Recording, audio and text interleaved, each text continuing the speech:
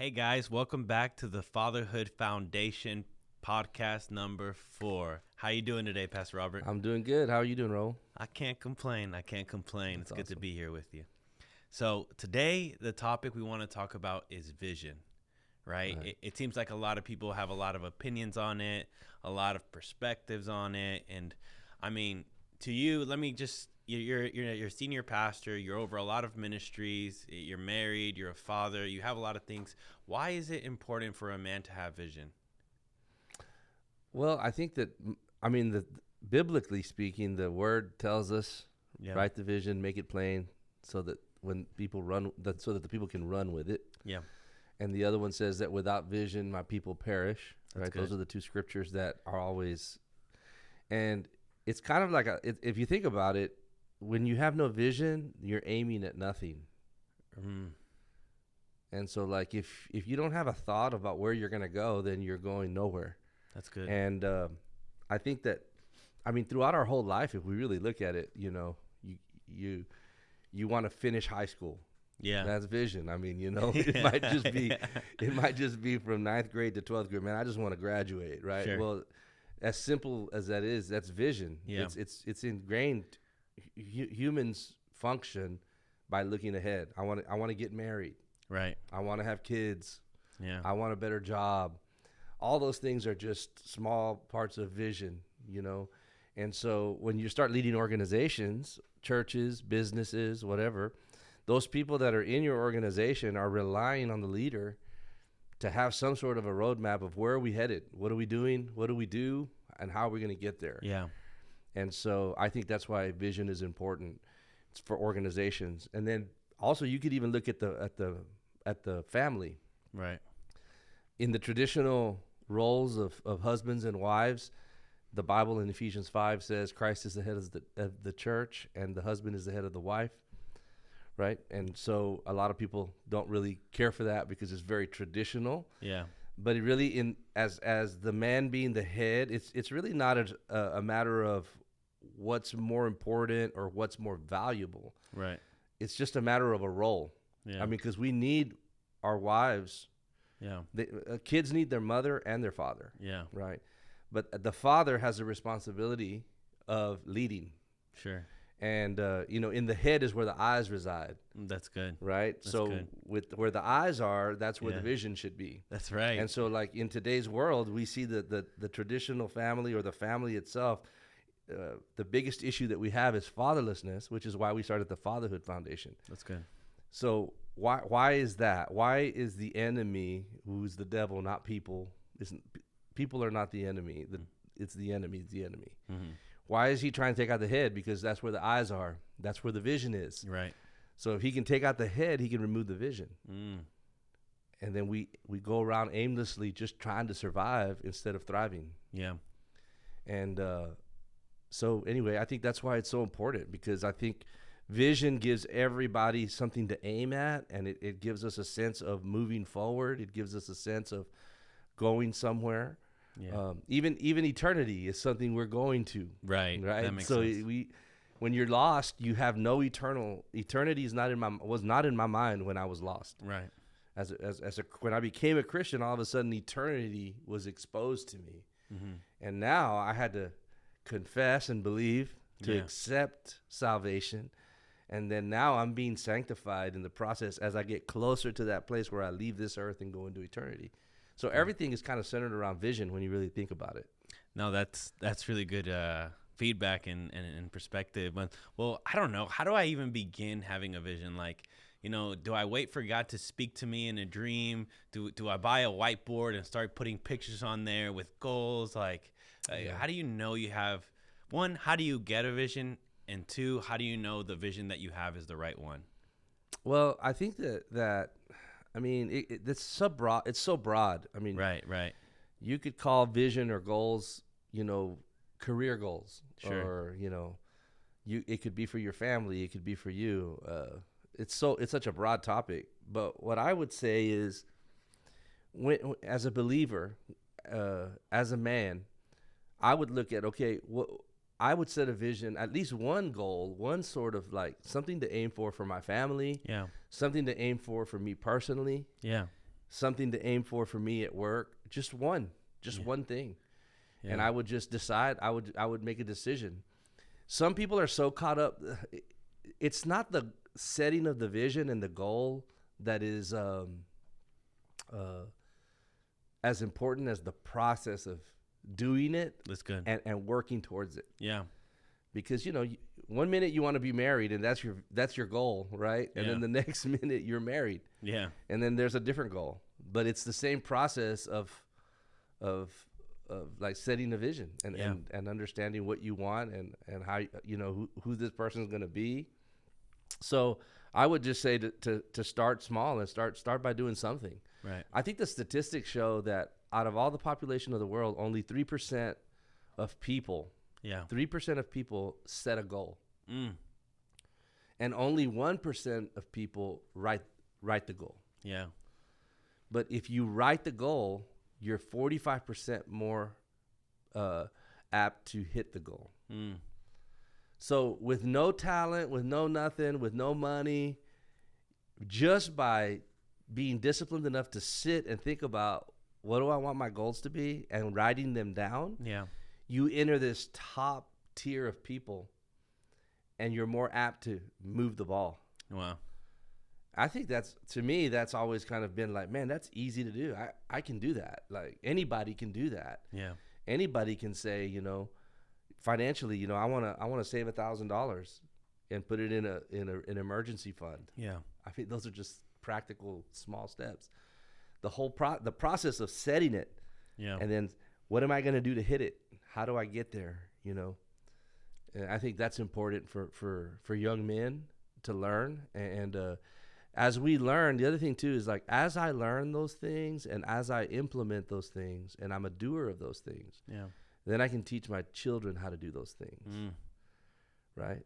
But you really can't teach somebody something that you don't do. That's good. And so if you're aimlessly wandering your life, those that are that you're following you are going to aimlessly follow you. That's good. Until they get an idea of like what it is that God has for them. That's good. And how do you know, I know you talked about practical goals and visions, right? How, as a man in the Fatherhood Foundation, right? Biblical manhood. How do you know that your vision is aligned to God's vision, right? Because he said that he has plans for us, right? And when do we get in the way of God's vision, or how do we, because trying to live out his will, I mean, does that mean just going to church on Sunday and happy wife, happy life? Or what does that mean? There's a lot of, it's a good question. There's a lot of disciplines that have been practiced over time that allow us to, that form our spirituality. Sure. They grow us and they form us. Yeah. And I think we've walked away from a lot of those things because of how fast life moves with media, with everything. I think I said this on Sunday where, reels are 30 seconds or yes, sir. Whatever, however long they are. So we kind of almost form our whole intake of information to 30 seconds. If you can't get me in 30 seconds, you're not going to get me. Right? That's true. Yeah. So gone are the days where we sit with a book and spend an hour reading, digging out something. Yeah. In other words, we've become masters. We got creators and content creators that where we pull a segment of content that in the old days it took a while to create that because you just didn't have the technology. Yeah. And so part of the spiritual growth and formation are returning back to the old way of like, there's things like solitude, just being quiet, being by yourself, silence. That's a tough one. Silence and solitude. That was practiced by Jesus. Yeah. Right. So one thing that we know is that being a man and being like Christ are the same thing. Sure. So when we're trying to become better men, we become more like Christ. Yeah. We know that. So there's a guardrail. Yeah. So if what you're doing is not Christ-like, then you're on the wrong track and you've got the wrong goals and you've got the wrong idea. Yeah. Right. So this whole thing of like, there's certain things that are out there in the culture that'll say, well, this is a man and this is a man. But we know that manhood and Christ-likeness are synonymous. That's what we teach. That's what you can't go wrong. You're not going to hurt somebody if you're more like Christ. You're just not. Yeah. Because if you study the life of Christ, everything about him was godly and was holy. He was, right? Yeah. And so that's one main anchor that you have to have down there is whatever I'm working on, whatever I'm doing, is it Christ-like? Yeah, that's good. And some of that is found through solitude and silence. I'm finding that out as the older I get. Like, I kind of enjoy taking 30 minutes in the morning and just being quiet. Yeah. And allowing my soul, who is really who I am. So if we're a three-part being, body, spirit, and soul, right? And the innermost part of me, the spirit part of me, allowing that person to some time to come out instead of my flesh, my will, my mind. And I can only really connect, allow God to connect to that when I'm quiet. And I remove the distractions. I put away my phone. I put away my laptop. And I go to my backyard and I sit by myself. I don't read a book. I just sit. And in that solitude, I began to really connect with God, and he begins to transform my life and form me. That's important. A lot of men don't have that because we're busy, because we're doers, because we get antsy, Good. But yet Jesus got away alone with God a lot. And those practices of those disciplines, they've kind of escaped us. And I think that as fathers, we need to regain those. As a father, I have to regain it, and then I have to teach it to my children, teach it to the people that I disciple. Yeah. And to say, hey, man, where are you? Where are you? Not how are you doing? Not how's your job going? But where are you, right? That's good. And I think those, we're talking about vision. When that is skewed and everything about you is performance driven, your vision will be wrong. That's so good. Right? You'll shoot for the wrong thing. Yeah. You'll start aiming for money, aiming for prestige, aiming for career. You got to have your ego stroked. You got to have all those things. Yeah. So what I'm saying is, like, if you take the time to really be transparent with yourself between you and God, and practice solitude, practice silence, get in the Word, think about a scripture, you'd be surprised how God will say something to you in the silence. And something, you'll think, oh, I just thought of that. But in reality, God just dropped that. Yeah. Wow, that perspective. And a lot of men will say, well, I don't know how to hear God. Yeah. It's in the still small voice of silence and solitude. Sometimes we're not quiet long enough to hear. And believe me, I'll give you a great example. I was sitting in my back porch this morning, and I was being quiet, and I have a pool, and it has like a water. The water runs off, and it makes a sound like a waterfall. Yeah. But it starts and it stops. And I'm sitting there, and I have my eyes closed, and I'm just trying to connect, right? I'm just trying to be quiet, trying to just meditate on God, and the water starts, and I hear it. It's pronounced because it's quiet. Yeah.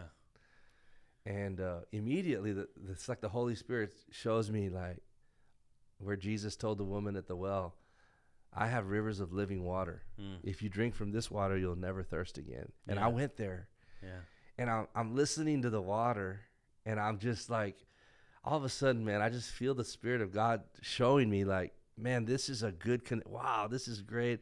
Yes, Lord, I want to know you that way. And then all of a sudden the water's, I'm thinking that, right? And then all of a sudden I had a thought of something that I had to do that day.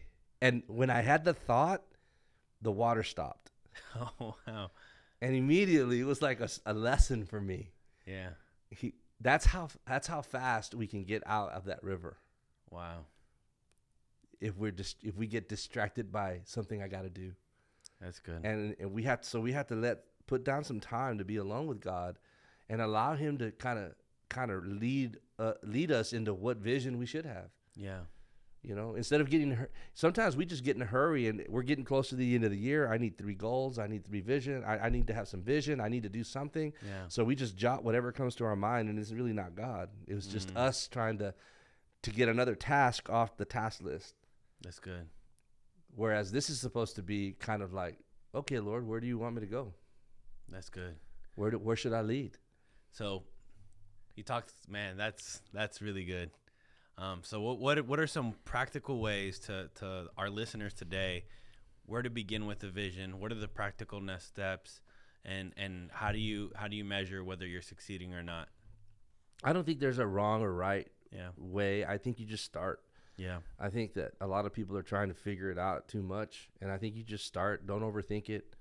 Set some goals of what you think. You know, spend some time. Get alone. Yeah. And set 3. 3. Yeah. Write them down. Write down, okay, this is where I want to go. This is where I want to end up at the end of the year or end of 2 years. And then write down what are your steps, right? Because if you just write a goal and you don't start working towards it, what's it going to take? Yeah, that's right? true. And you start setting some steps up, and then you review that weekly. Yeah. Invite somebody into that process with you. Accountability. A mentor, yeah.